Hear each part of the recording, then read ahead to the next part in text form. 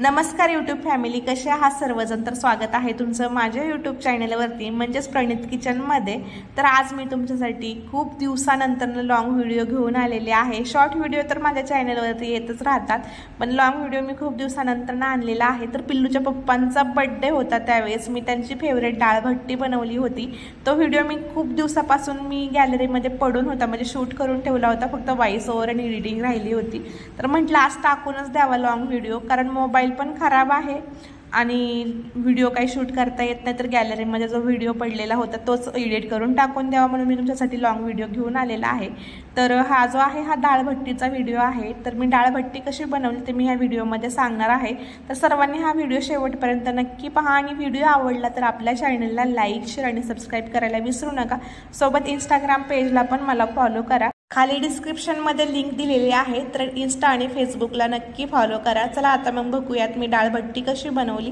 तर त्यासाठी मी तुरीची डाळ घेतलेली आहे डाळ बनवण्यासाठी। तर डाळ जी आहे 2 ते 3 वेळा स्वच्छ पाण्याने धुवून घ्यायची आहे। तिला स्वच्छ धुवून घेतल्यावरती कुकरच्या भांड्यामध्ये ॲड करून घ्यायचं। 3 ते 4 शिट्ट्या एकदम गाळ होईपर्यंत आपल्याला हे डाळ शिजवून घ्यायची आहे, पूर्ण गाळ करून टाकायचा त्या डाळीचा। तर आता ह्याच्यामध्ये चवीप्रमाणे मीठ टाकायचं, थोडीशी हळद टाकायची आहे आणि 1-1.5 ग्लास पाणी ॲड करायचं, जसं लागेल तसं पाणी ॲड करून घ्यायचं आहे। कुकरचं झाकण बंद करून ह्याच्या 4 शिट्ट्या करून घ्यायच्या, एकदम लो फ्लेमवरती या शिट्ट्या करायच्या आहेत। हळूहळू डाळ शिजली ना अजून टेस्टी लागते, जास्त हाय फ्लेमवरती शिट्ट्या करायची गरज नाही आहे। तर आता डाळ शिजेपर्यंत आपण इकडं पीठ मळून घेऊयात, म्हणजे जे भट्टीचं जे पीठ आहे ना ते कणिक मळून घेऊयात। तर याच्यासाठी मी गव्हाचं पीठ अगोदरच चाळून ठेवलेलं होतं। तर इथं मी 3 वाट्या या वाटीने गव्हाचं पीठ चाळलेलं आहे। तर तुमच्या घरामध्ये जास्त मेंबर्स असतील तर तुम्ही जास्त पीठ यूज करू शकता। तर 3 वाट्या गव्हाचं पीठ आहे, तर 1.5 वाटी मी इथं रवा घेतलेला आहे।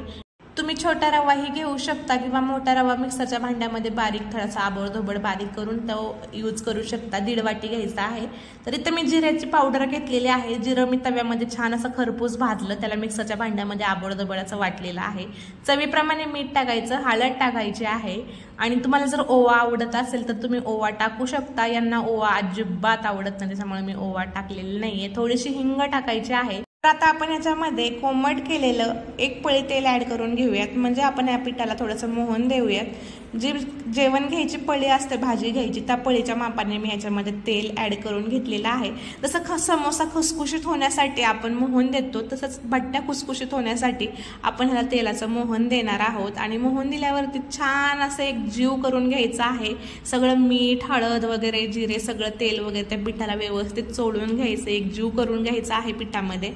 आणि जसं जसं पाणी लागेल पीठ मळण्यासाठी तसं तसं पाणी ॲड करून घ्यायचं आहे। पिठाचा गोळा थोडासा घट्टसरच मळून घेणार आहोत आपण। जसं कणिक मळतो ना ते थोडंसं कणिक, म्हणजे चपात्या बनवण्याचं कणिक जे असतं ते थोडंसं पातळ असतं, थोडंसं मऊ, त्यापेक्षा थोडंसं घट्ट बनवून घ्यायचं आहे। तर हा आपला जो पिठाचा गोळा जो आहे कणिक वगैरे, तर ते मळून रेडी झालेला आहे। आता आपण या पिठाच्या गोळ्यावरती झाकण ठेवून एक 10 मिनिटं साईडला ठेवून देऊयात आणि त्यानंतर ना आपण भट्ट्या बनवायला घेणार आहोत। तर 10 मिनिटं झालेली आहेत। जसे आपण चपाती लाटतो ना, जो गोळा घेतो काढून, त्याचप्रमाणे या पिठाच्या गोळ्यामधून थोडासा छोटासा गोळा काढून घ्यायचा आहे, तेलाचा हात लावायचा।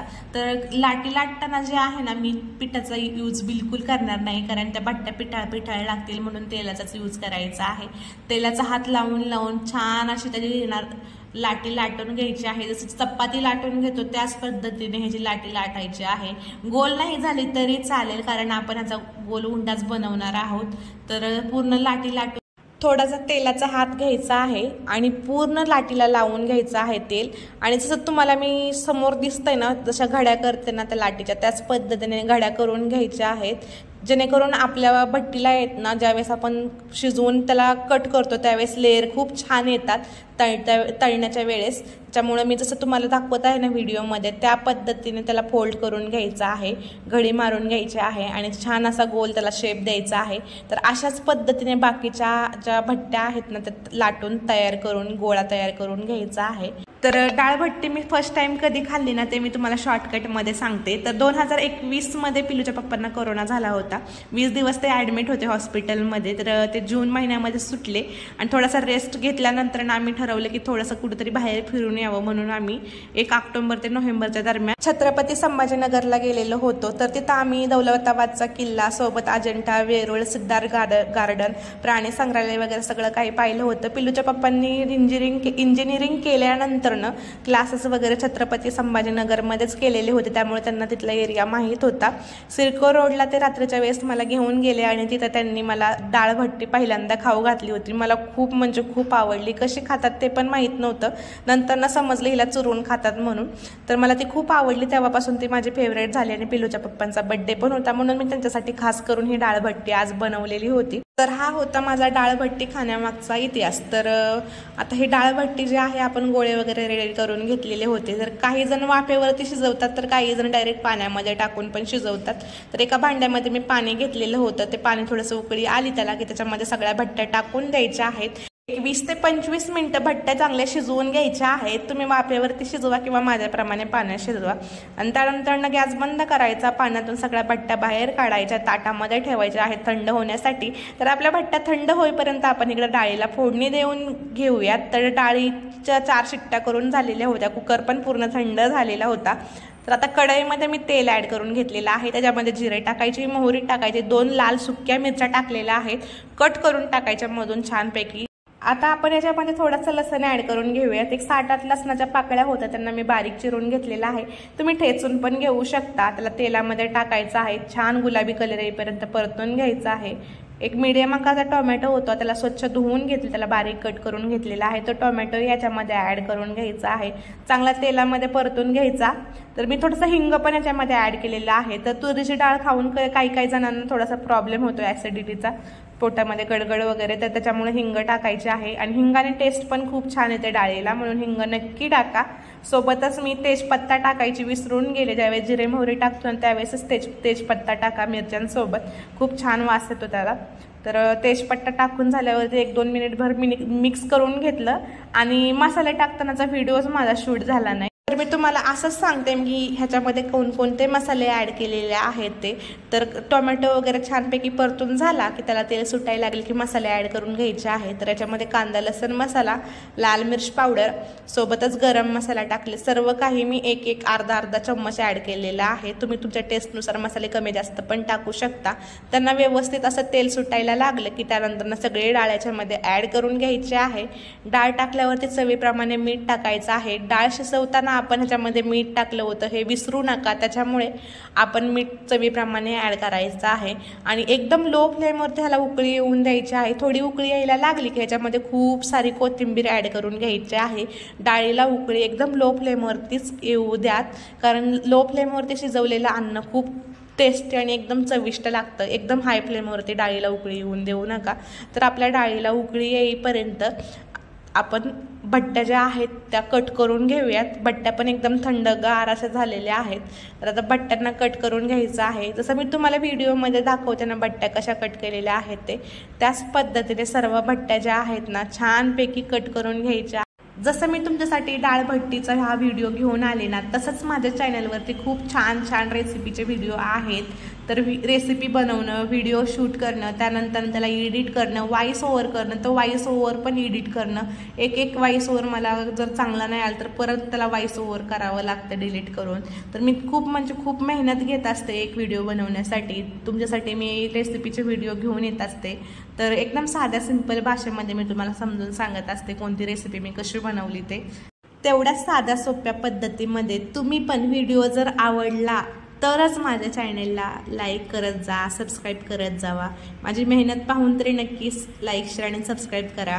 आणि तुमच्या फॅमिली मेंबर्समध्ये पण माझा व्हिडिओ शेअर करत जावा, त्यांना पण सबस्क्राईब करायला लावा त्यांना व्हिडिओ आवडला तर. सोबतच माझं फेसबुक पेज पण आहे. तर डिस्क्रिप्शनमध्ये मी फेसबुक पेजची लिंक पण देते आणि इंस्टाग्रामची पण लिंक देते. तर कृपया करून प्लीज माझ्या फेसबुक पेजला आणि इंस्टाग्राम पेजला पण नक्की फॉलो करा. फालतू व्हिडिओ पाहून तुम्ही त्यांना फॉलो करता, पण माझे एवढे छान रेसिपीचे व्हिडिओ असून पण तुम्ही मला फॉलो करत नाही, सबस्क्राईब करत नाहीत. मला हाच प्रॉब्लेम काय ते कळत नाही. जिथं चांगलं भेटतं ना तिथं लोक घेत नाहीत त्या गोष्टी.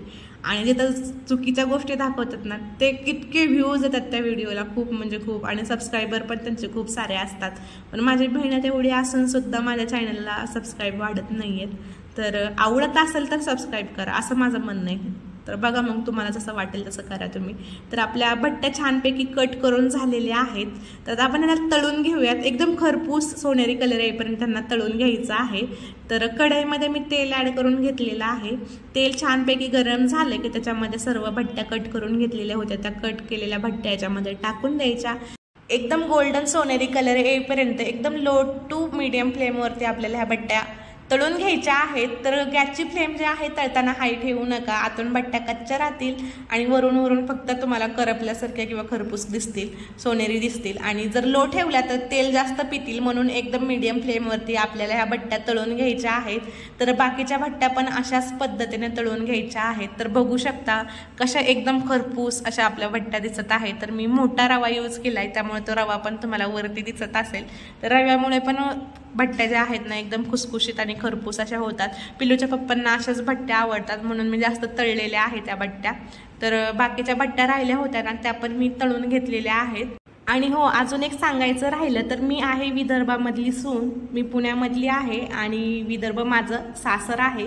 तर आपल्या विदर्भामधले वेगवेगळे खाद्यपदार्थ जे आहेत ते पूर्ण सिरीजच मी माझ्या यूट्यूब चॅनलवरती घेऊन येणार आहे. तिथले सर्व फेमस पदार्थ जे आहेत ते मी बनवणार आहेत आणि आपल्या यूट्यूब चॅनलवरती टाकणार आहे.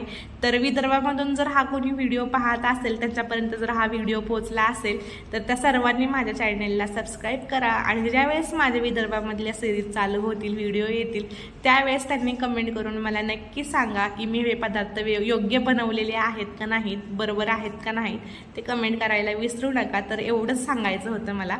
तर आपल्या भट्ट्या ज्या आहेत छानपैकी तेलामध्ये तळून झालेल्या आहेत आणि डाळ पण एकदम परफेक्ट अशी रेडी झालेली आहे. पाहूनच तोंडाला पाणी सुटलेलं होतं. तर ही डाळ भट्टी जी आहे ती चुरून खाल्ली जाते. भट्ट्यांना व्यवस्थित कुस्करून घ्यायचं आणि त्यानंतर त्याच्यावरती डाळ टाकायची किंवा डाळीमध्ये भट्ट्या कुस्करून टाकायच्या आणि चुरून खायच्या. सोबत त्याच्या वांग्याची भाजी असते, पण मी वांग्याची भाजी बनवलेली नाही.